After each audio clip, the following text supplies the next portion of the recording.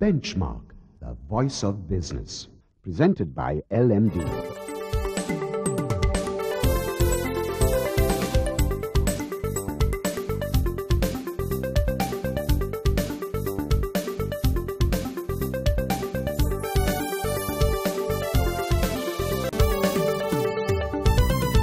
On this edition of Benchmark, in our election special today, Otara Gunewardene, the CEO and director of the Otara Foundation and Embark, shares her perspective on diverse aspects of the presidential poll. The LMD Nielsen Business Confidence Index is at an 8-month high. Nielsen's director of Consumer Insights, Terika Miyanadeniya, has more on this. And the last word goes to LMD's columnist Shiran Fernando, who gives us his take on Sri Lanka's macro outlook. That's the lineup for Benchmark. Hello and welcome to Benchmark. I'm Savitri Rodrigo. Well, with the much anticipated presidential elections coming up this week, we are delighted to welcome to our studio Otara Gunewardene, the CEO Director of the Otara Foundation and Embark. Ahead on the program, we ask Otara about whether there is sufficient representation in terms of the diversity among candidates, and also whether the efforts to increase involvement in the political process at grassroots level is sufficient, and the engagement of our youth in the political arena. So Otara, welcome to Benchmark once again, and thank you very much for joining us. What is your take in the lead up to this presidential election? Well, I mean, the timing obviously is very short this time, so there's a lot of activity happening and a lot of things I think people need to look at, with all the various candidates that are there, and there are quite a few this time. I think it's important to see what each one has to say and, what each one has to communicate in their policies and what they have to offer, if they are elected. It's quite a crucial election, I think, because there's a lot of change that people are expecting and a lot of, new things that I think people want this time. It's an interesting time, and I think we all need to be alert and be aware of what each one has to offer. From an independent perspective and also as a member of civil society, what do you think candidates should be primarily focusing on? Obviously the key issues are always on top, which is the economy, security, areas like that. But for me, I always talk about environment, animal welfare. Those two are also very, very important now. And not only because I believe in that and I think it's much needed, but also it's something that a large portion of society also now are interested in, and it's important for us as well in the context of how climate change is affecting a vast number of people in the country, due to different changes of droughts and monsoons and landslides, different things. It's causing huge damage to crops and also to people, to livelihood. It's changing people's lives drastically.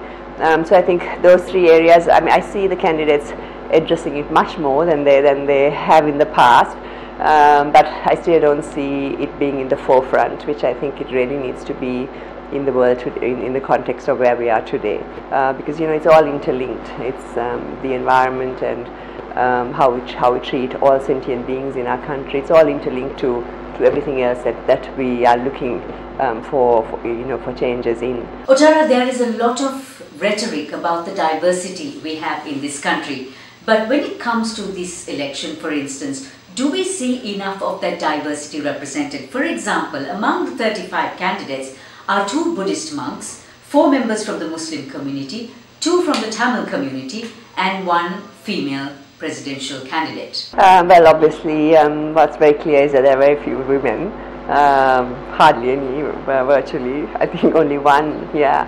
So that's definitely something that has to change in the future. I truly believe that there has to be a greater balance for the country to get to the level that we all want to see and to progress. There has to be a greater balance in female and male representation in Parliament, as well as of course even in the run-up to elections, because it brings really better balance in planning, in better balance in implementation of things, and when you have a balance of both, things are a lot better.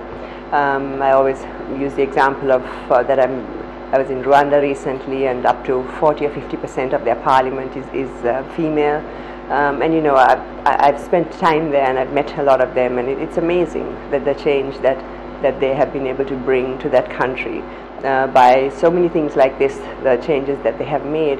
And you know, Sri Lanka should be able to get there sooner than later. So Otara, why do you think, and what is it that stops women from contesting?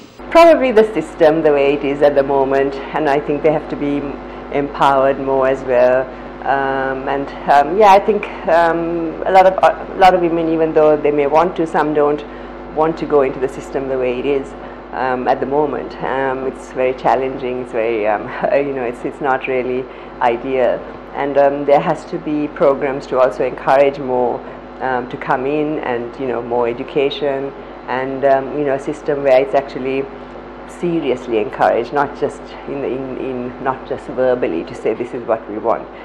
You know, you can say, make verbal statements, but the action is really what makes the difference.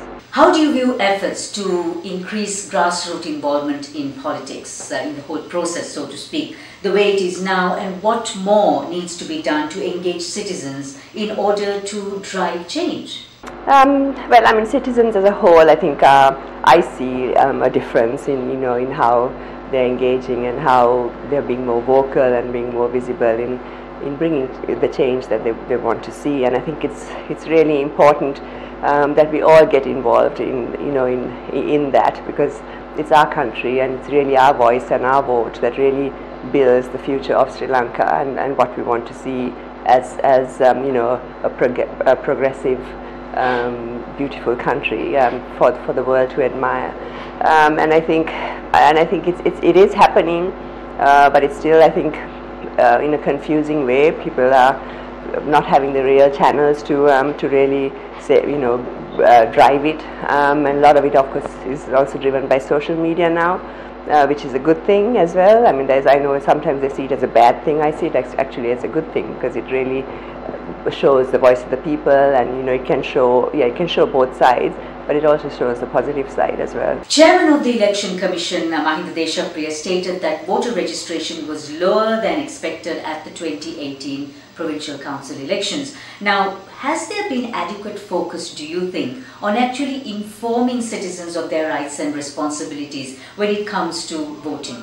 Probably not. I think it needs to be a lot more visible, a lot stronger. I mean, to be honest, even for me, I'm not very clear on a lot of things, and I ask and I check, and I go take the effort to find out, but many won't, and many also struggle with their day-to-day lives of trying to make each day through each day, you know, and so for them to even focus on this area is really not something of importance, because they're just trying to see how to live through the day. And I think it's important to make it far more visible and to make it clearer and simpler. Sometimes I feel it's a bit complicated as well. And I think, yeah, getting everyone involved is really important. I know they are trying to do as much as possible, but I just feel it's not visible enough, and there are so many channels now that can be used as well. Yeah, but I mean, it's definitely. I mean, I see more change in that area as well compared to the last election. Being an entrepreneur and a businesswoman yourself, how do you think business can influence potential candidates, their policies, and also their promises? I think it can play a big role, because after all, it's businesses need the support of in various decisions that are taken in the systems that are in place to make the companies grow and to be successful. And sometimes it's very difficult to make that happen. I know I've been there as well. Sometimes it's very, very challenging to keep on top of your business all the time. Anyway, there's a day-to-day pressure of running your business, and then suddenly ad hoc decisions are made, and decisions are made without actually understanding the running of businesses or how businesses function and what a business needs. And as a result, it brings very, very difficult situations for many companies. And I think many have faced that, and many are facing it, have faced it in the past, are facing it today. So I think it's important for the businesses to voice out what needs to, the changes that need to happen, what's wrong. And they have a lot of say, because a lot of people are employed by these companies, and the economy is based on a lot of these companies as well. So I think it's important. Sometimes I think we don't like to speak out, but I think it's important to do that, especially now. So Otara, we will continue with this pre-election discussion after our commercial break. Coming up after the break, Otara Gunewardene talks about the role that civil society can play in the lead up to the elections, and how citizens can play an active role in ensuring that elected representatives actually keep up to the promises and also their responsibilities. Stay with us.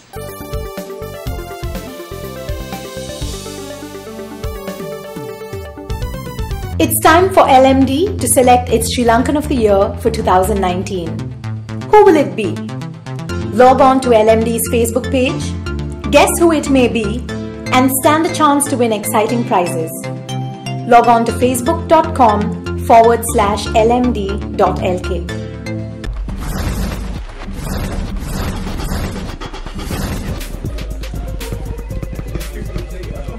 $8,500 done. 1,500 to go. Hoorah! What on earth are you doing? I'm making money. You're crazy. Crazy for money.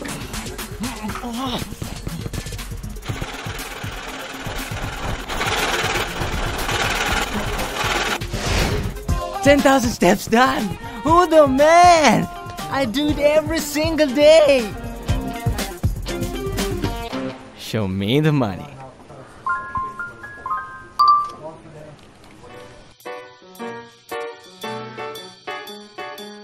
So you run 10,000 steps every day, huh? You must be fit. Some days I do 20,000.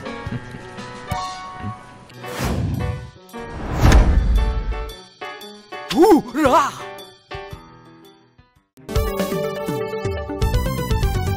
Thank you for staying with Benchmark. We now resume our discussion with the CEO, Director of Otara Foundation and Embark, Otara Gunewardene.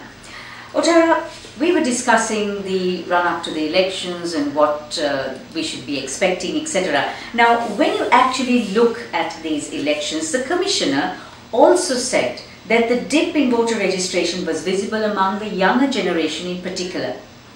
What are your thoughts about actually engaging our youth in this? I think that's true. There's a lot of apathy as well, where people have voted and voted over the last so many years, and they feel whatever they want, the changes they want, are not being addressed, and the system is such that it's not bringing that change. So they feel it's a bit of a useless exercise to keep at it, and so they all. I mean, I hear the conversations, and I know some of the things that people talk about, and it is that everyone wants to see how to. It's not that anybody is against any individual, or most of the time you're not really. It's really looking at it from wanting a better country, and a better country for all, and for the future of the youth, because for a lot of us we won't be there in 10, 20, 30 years, but it's the future. We have to leave a better country with all resources, with all wildlife, with all nature, for the youth. And the youth are far more sensitive to nature, to wildlife, to environment than any generation before. And a lot of the conversation is based on that, which unfortunately is not being heard. But they keep talking about it, but the change doesn't happen. It's not seen the way they feel it should happen. So there's definitely a change in the mindset of the youth, and I think it's good in the sense of, because they see what the future should be, and they are positive about it, but I think they're just not sure how to make the change happen. Dr. Jehan Pereira of the National Peace Council recently mentioned that civil society activists actually play a more behind-the-scenes role in influencing political parties.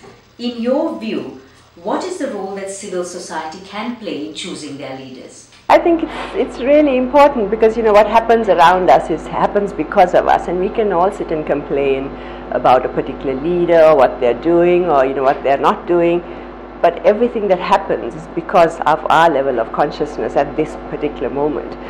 So if we have chosen people that are not doing their job or not performing according to the way we want to see them perform, it's because of, as a whole, how the collective consciousness of all of us that have created this.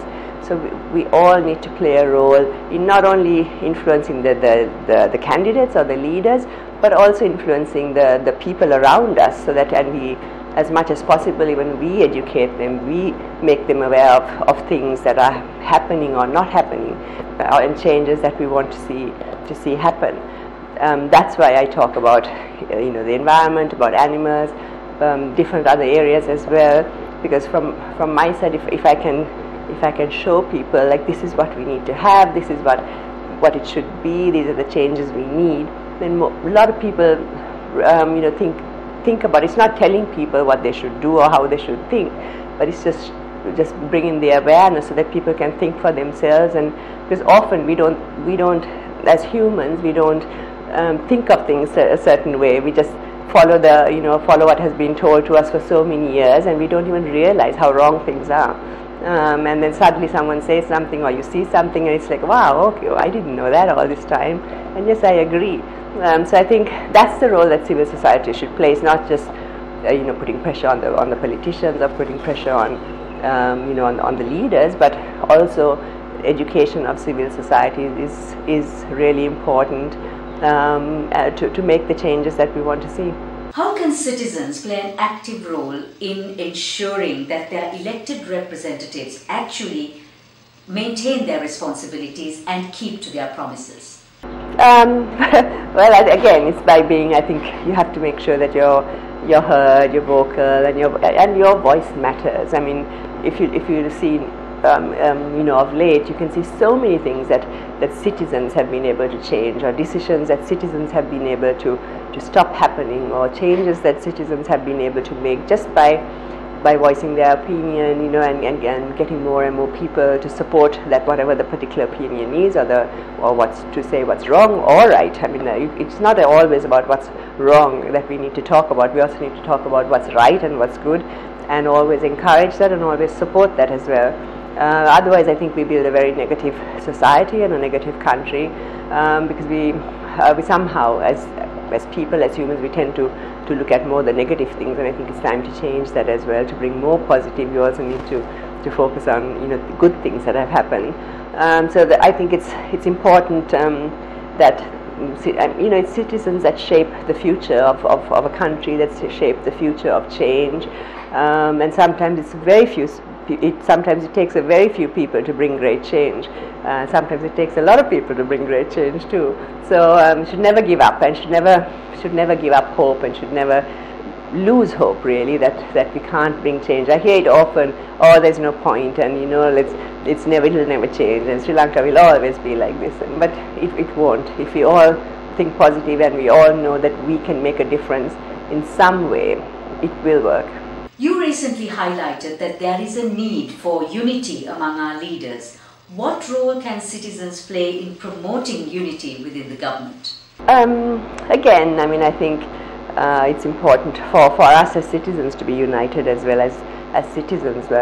We are often not united, and I know it's not always easy to do that, because there's so many different people with so many different opinions and ideas and things that we don't agree on. But that's fine. You don't have to agree on everything to not love each other, to not be kind to each other, to not want to make changes together, and to not understand what each one's opinion is or what each one has to say. I think we definitely need to have more compassion, more kindness amongst all of us, and understand that we are all in it together. And each one's opinions matter, and each one's opinions may differ, but it shouldn't affect, the hate we have for each other, or how we dislike each other. Because at the end of the day, we're all one, and we all want to see a country that's thriving and that benefits all lives, people and animals, and the environment. And I think we can only make that happen together. And I think I do see a decrease in kindness and love in the recent years.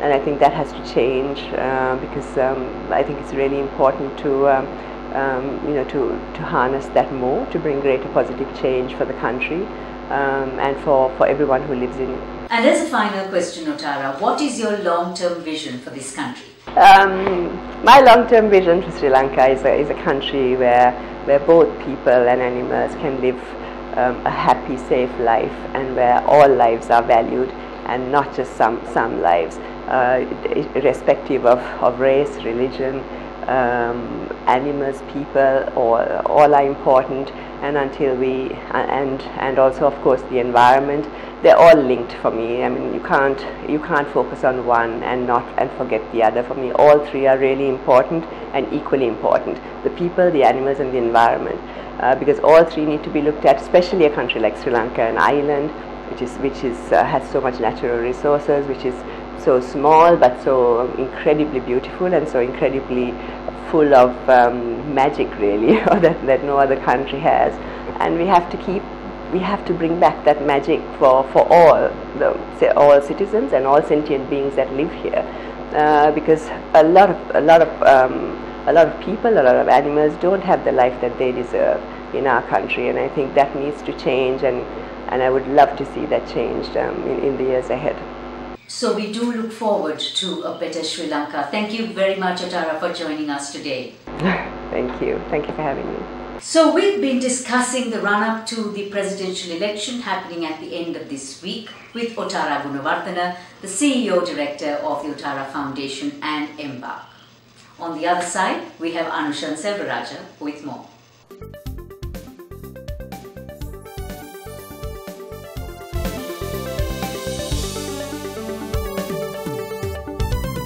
LMD is making waves, airwaves.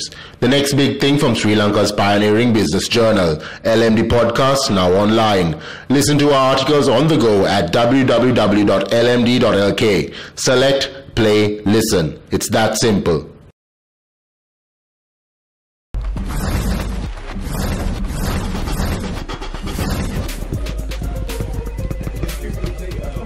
$8,500 done. 1,500 go.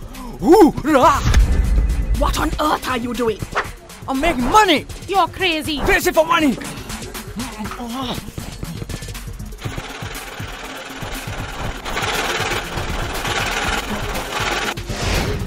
10,000 steps done.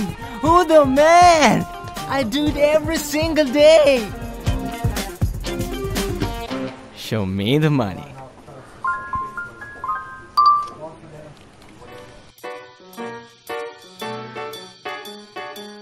So you run 10,000 steps every day, huh? You must be fit. Some days I do 20,000.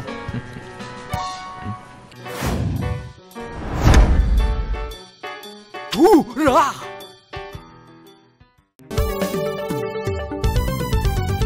Welcome back to Benchmark. I'm Anushan Selvaraja. Now for a closer look at the latest on the LMD Nielsen Business Confidence Index. Joining me is the Director for Consumer Insights from Nielsen, Terika Mianadelia. Welcome back to the show, Terika. Now, to start off with, how has the BCI performed? See, Anushan, after the Easter bombings in April, the Sri Lanka GDP actually registered an all-time low growth rate of about 1.6%, lowest in about 21 quarters. But since then, both the micro and the macro indicators have been steadily moving up. Annual inflation has stayed below 2%, driven by deflation in food prices. Exports have continued to grow, registering a 3% growth at YTD July. Imports have declined 14%, saving the exchequer, of course, some forex. And of course, the tourist arrivals are now steadily improving. Coupled with this, there is a general feeling of anticipation, and excitement is building up, as we approach the elections. How do respondents view the economy both in the short and the long term? Okay, now business sentiments have also improved, right? So there is an increase in the percentage of business leaders saying that the economy will improve. Now 1/3, which is about 33% of business leaders, say that the economy will improve in the coming 12 months. Last month only 25% said that, right? So both short-term and long-term business sentiments have also show an improvement. Now 36% of business leaders feel that their businesses will improve in the short term. Now, which is an increase of about 12% from last month, which is a drastic improvement. And 45% of business leaders think their businesses will improve in the long term. So last month, only 32% said that their businesses are likely to improve in the long term. So all in all, we see that there is a sense of revival reflected in the business community. What do they have to say in terms of our investment climate? So now, though there is an improvement in business leaders feeling that their businesses are going to improve, sentiments on investment still have not recovered, because a majority of about 70% of business leaders still feel it is not a good time to invest in this country. So what would be our most pressing national and business issues? Okay, so economy and politics dominate the discourse on issues of national interest. Now, last month, lack of security, which was still a concern last month, has dropped drastically to about 5% as opposed to 35% last month. So it is not a concern anymore. Now, ease of doing business driven by taxes, policies and inflation come up as top concerns on business environment. Thank you very much for joining us, Terika. Thank you. That was the Director of Consumer Insights from Nielsen, Terika Gunewardene. We'll be right back after a short commercial break. Stay tuned.